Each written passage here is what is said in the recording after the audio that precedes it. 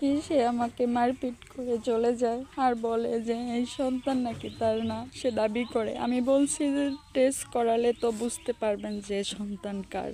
এটাতে বলাতে আমাকে হুমকি হামকা দেওয়া হয়, ভয় দেখানো হয়। আমি বলছি এলাকায় যাব, আমি বাচ্চা পেটে নিয়েই আমি সংসার করব। সে আমাকে বলে তোকে চিনি না, আসলে এখানে তো লাশ পড়বে, তোকে খুন করে রেখে নদীতে ভাসায় ফালাই দিব। তো আমি এই খুনির বিচার চাই। সে আমাকে হুমকি হামকা দিছে, এই কারণে আমি ওর বিচার চাই। আসসালামু আলাইকুম। একটা ছেলে আমার সাথে প্রতারণা করে বিয়ে করছে, আমাকে বলে নাই যে তার বউ বাচ্চা ছিল, থাকা সত্ত্বেও আমাকে বলে নাই, না বলে আমাকে বিবাহ করা হয় সাভারে। তারপরে সাভার থেকে ঢাকায় যাওয়া হয়, ওখানে আমি 9 মাস থাকি। আমার পেটে বাবু আসে, আমি বুঝতে পারি না। পরে যখন বুঝতে পারি, তাকে জানি, সে বলে যে বাবু রাখার জন্য আমার সাথে প্রতারণা করে বিয়ে করছে। আমি এটার বিচার চাই। এখন আমার পেটে সন্তান 8 মাস যাবৎ রানিং চলে।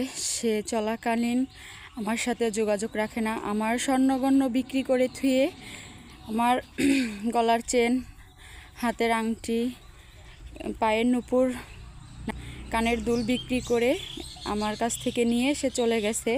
50,000 টাকা ছিল কার্ডে, এটা নিয়ে চলে গেছে। আমি বলাতে সে আমাকে হুমকি হামকা দেয় যে এগুলা কথা বললে আমি তোকে খুন করব, মেরে ফেলবো। আমাকে হুমকি হামকা দেওয়ানো হয়। এখন আমি চাচ্ছি যে আমার যে বাবু হবে এটার দায়ভার কে নিবে, বা কার ঠিকানা দিয়ে আমি বাচ্চাকে বড় করব। মানুষ যে করব, এর বাবার তো একটা ঠিকানা লাগবে। আমি বলতে চাচ্ছি যে আমার বাবুর রিস্ক কে নিবে, দায়ভার কে নিবে।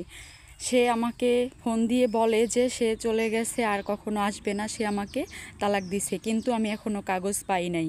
তো আমার বাচ্চার জন্য আমি দাবি করতেছি যে আমার বাচ্চা যতক্ষণ 12 বছর বা বুঝমান হয় নাই, এতক্ষণ পর্যন্ত আমার সন্তানের খাওয়া খরচ তার দিতে হবে।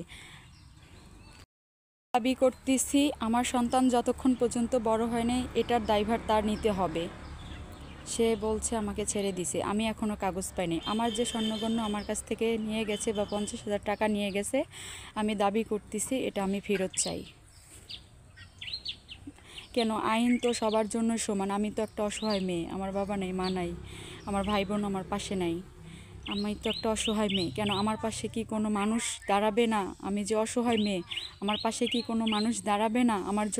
সবার জন্যই তো আইন সমান, কেন আমার জন্য কি কোনো আইন কি আমার পাশে দাঁড়াবে না?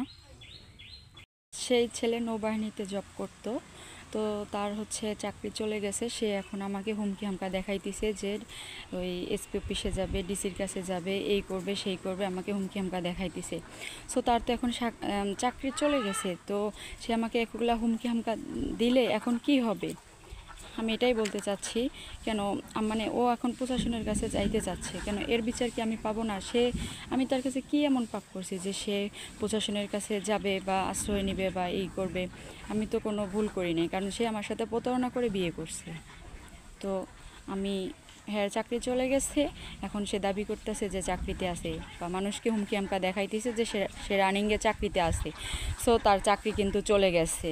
সেগুলা ভুলভাল বলতাছে নিজে বাঁচানোর জন্য, বা অন্য মানুষের জীবন নষ্ট করার জন্য, বা এরকম লোকের কাছ থেকে যেগুলা ভাই বোনেরা, ভাগ্নিরা, ভাস্তিরা আছো, তো দূরত্ব বজায় রাখো। এরকম ছেলের পাল্লায় পড়লে তোমাদের জীবন নষ্ট করে চলে যাবে। তো বাজে ছেলে।